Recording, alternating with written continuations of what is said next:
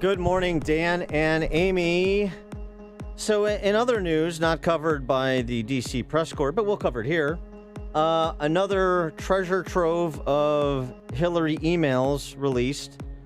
I was wondering which one you like the best. I mean, you put up your starting lineup, and then we'll decide. All right, let's see. So, and you guys can help. 312-642-5600 is our turnkey.pro answer line. We've got... what do you think?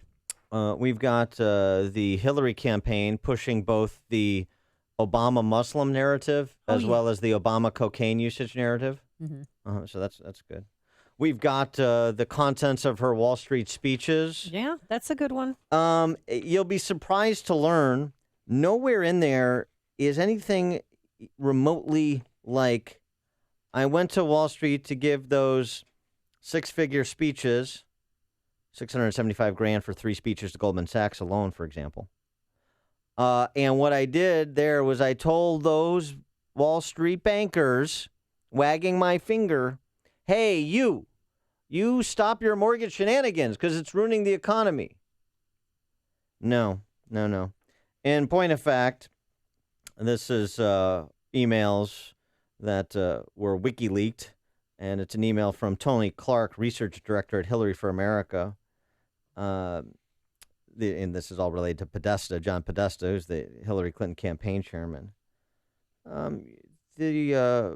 For example, if you were elected member of Congress and people in your constituency were losing jobs, shutting businesses, and everybody in the press is saying it's all the fault of Wall Street, you can't sit idly by and do nothing. But what you do, meaning Wall Street, is really important.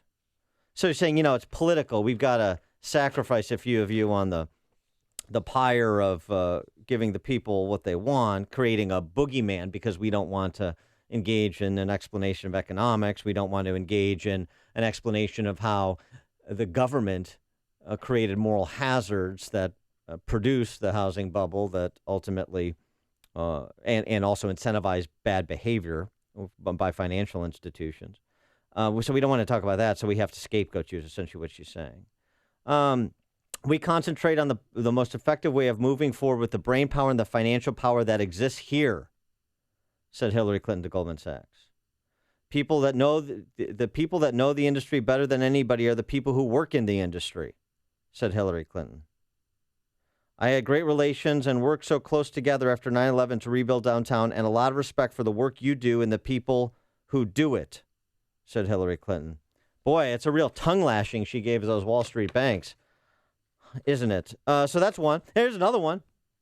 Maybe this is kind of important. I mean, if you're concerned about the rule of law, I know many Hillary supporters are not. A quid pro quo between a senior State Department executive and FBI agents during the Hillary Clinton email investigation, 2 congressional sources told Catherine Herridge at Fox.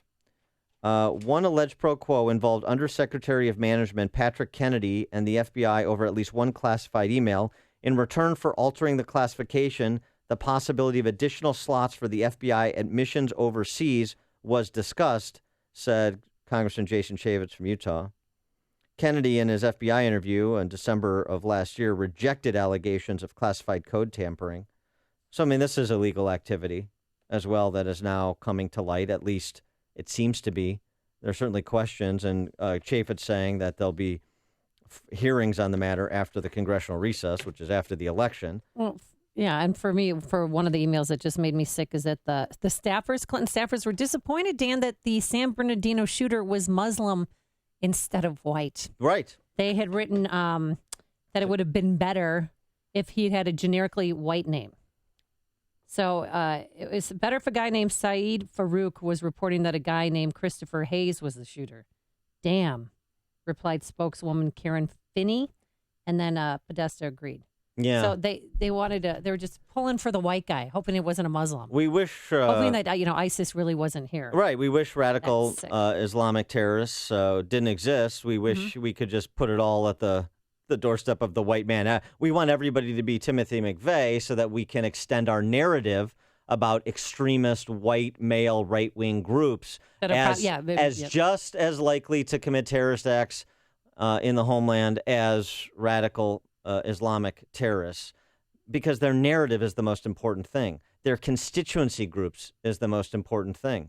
That's what's particularly revelatory about that email, and That also one disturbing. says a lot. But I mean, what you find here is Hillary Clinton and Camp Clinton. She is the leftist. She is the amoral candidate for an amoral population. So embrace it, right? For more on this, we're pleased to be joined by Robert Tracinski. He is the editor at Real Clear Politics, senior writer at The Federalist, and editor of the Tracinski Letter. Robert, thanks for joining us. Appreciate it.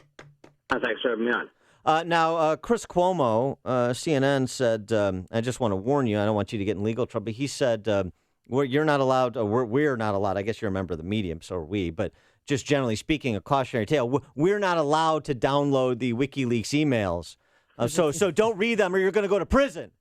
I mean, it's bad enough they don't cover it. Then they try the scare tactics of saying you can't even affix your eyes to your computer screen at the WikiLeaks page because the federal government is going to come take you away. Well, the interesting thing about this election is I described it as sort of a race to the bottom of who can demonstrate which candidate is more disqualified. Yes. And I think it's also a race to the bottom for everybody covering it or everybody who's a partisan who's trying to argue on it, because each side is starting to see who can outdo the other and excusing the bad behavior of their candidate. So, and trying to make sure nobody pays attention to it or looks the other way. Nobody's going to beat the left at that game. So have you taken a chance with a possible criminal future and read any of these emails? Sorry, what was that? Have you read any of these emails? The WikiLeaks? I've read some reports of it. I haven't done the deep dive into it. I'm sure there's a lot to be gained from it. And so the emails, the lack of coverage, frankly, to some extent, Trump's lack of interest over the weekend in raising these emails, as compared to taking apart a teleprompter and the like. What's your sense of the strategic disposition of the Trump campaign? Why aren't they putting more focus on these emails, even as the D.C. press corps doesn't? That's a good question, because I think there's an alternative universe in which there's a Republican campaign that's 15 points ahead in the polls right now, easily 15 points ahead, and because they'd have a professional campaign organization, they'd be hammering away at this, they'd have message discipline, they wouldn't have very many of the consider what some of the gaffes were in previous elections, when you think about it. I mean, binders full of women and these little tiny phrases that people use that people get, even you didn't build that, which I thought was kind of a big deal. It seems small compared to to the issues we have today, the emails and everything else. And it's almost like they've made the gaffe disappear because the candidates have so many things out there that are so big. If everything's a gas, then nothing is. I mean, it's the old Clinton approach, actually, which is, what Clinton did for lying was you lie so often and so thoroughly. You lie about everything. You lie about the stuff that matters. You lie about the stuff that doesn't matter. You do it so often that it's no longer news, and everybody just takes it for granted. And I think that's sort of part of what's happening here, which is everybody knows Hillary Clinton is corrupt. Everybody knows she's she's never been a candidate of conviction. She's been the candidate of calculation. So everybody has already sort of priced that in, and it's almost like they don't care. But with the Trump campaign, I think what's happening is his whole campaign is based on the idea that we don't have to run a traditional campaign. We can use free media and Twitter, and we don't have to have offices everywhere. We don't have to have the whole traditional infrastructure of a campaign. We can win without that. We don't even have to have a candidate who's capable to stay on message, which is one of the key, traditional political skills for a candidate. We don't have to have a candidate who can stay on message. He can go off and deliver rants. Everybody loves that. It's great. The problem I think we're seeing with these emails and all the different scandals with Hillary Clinton, their inability to capitalize on that comes from the fact that they decided to throw out all the rules of traditional campaign, including the ones that really would have benefited them. No, I wrote a recent article on you that you wrote about Choose Your Sexual Predator, where you came forward and said that Donald Trump, we all knew that he was kind of a scumbag, but now he seems to attack these women who are making accusations against him as saying that they're not attractive enough to assault. I mean, don't you think that is taking his campaign in a completely bizarre direction? Well, yeah, I think that's another thing. A huge advantage that a Republican candidate would have had over Hillary Clinton is, Bill Clinton and his whole record, and there's Hillary Clinton's record as an enabler of Bill Clinton. As she was in charge back in the campaigns in the 90s. She was in charge of the bimbo eruptions, they called them, basically in charge of smearing and dismissing and disparaging women who made accusations against Bill. So, in terms of the war on women kind of narrative, Hillary Clinton is a very weak, she has a huge number of vulnerabilities, this huge history of acting in a corrupt way. But the Trump campaign can't follow up on that because he has his own history on that neutralizes that. Right. I mean, you've got Hillary famously calling Monica Lewinsky a narcissistic Looney Tune. That was Hillary said it, not Bill. So that's perfectly analogous to Trump disparaging women. And it seems to me, just to, I guess, put an exclamation point on your earlier point, no matter what negative is unearthed about one of the candidates, the other candidate has, to a varying degree, the exact same one. Exactly. And that's what's really, when people find out you write about politics, and when they see you around this time of year, they say, oh, you must be having fun with all this election coverage. And I'm like, no, I'm not having fun. I didn't sign up for this. Nobody's discussing any issues. The campaign isn't really about anything. It's about which candidate is worse. And it's amazing to me that in a nation of 300 million people, thousands of people who are experienced politicians, we ended up having these two people as the choices, each of which basically just they can match each other point for point almost in terms of every bad thing about one person, there's something bad about the other person. Sounds like you have election stress disorder. Yeah, right. I think we're going to have some big questions after November 8th about how we got here and how we can keep this from happening again.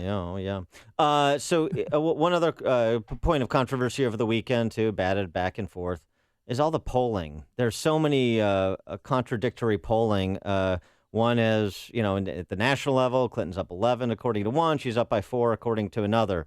Donald Trump is down 30 among women. He's now only down 20 among women. And frankly, if he lost women only by 20 points, he could win.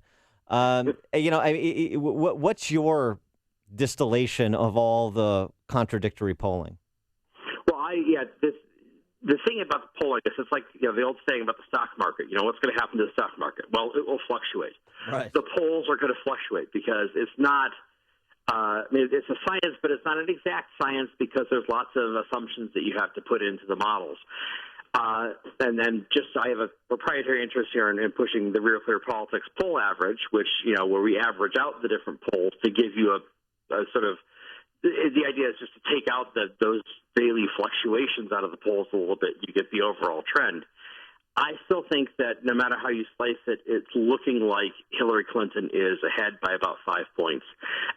It's looking like the big thing I've noticed recently is Gary Johnson is fading, the Libertarian candidate. Because you think about it, this is the Libertarian moment, right, where we have two totally unappealing major party candidates.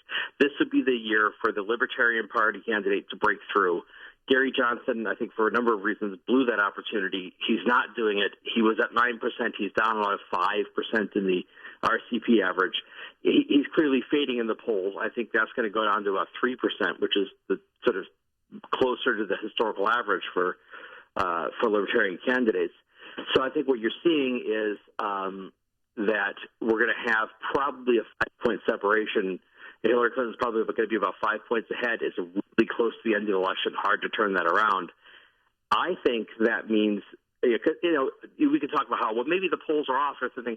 I tried the polls are skewed things 4 years ago with Romney and was terribly disappointed in that proposition. So I think it's unlikely that they're going to be totally wrong this time. All right. He is Robert Tracinski, editor of RealClearFuture.com, senior writer at The Federalist, and editor of the Tracinski Letter. Robert, thanks for joining us. Appreciate it. Thanks for having me on. And he joined us on our turnkey.pro answer line. Hear about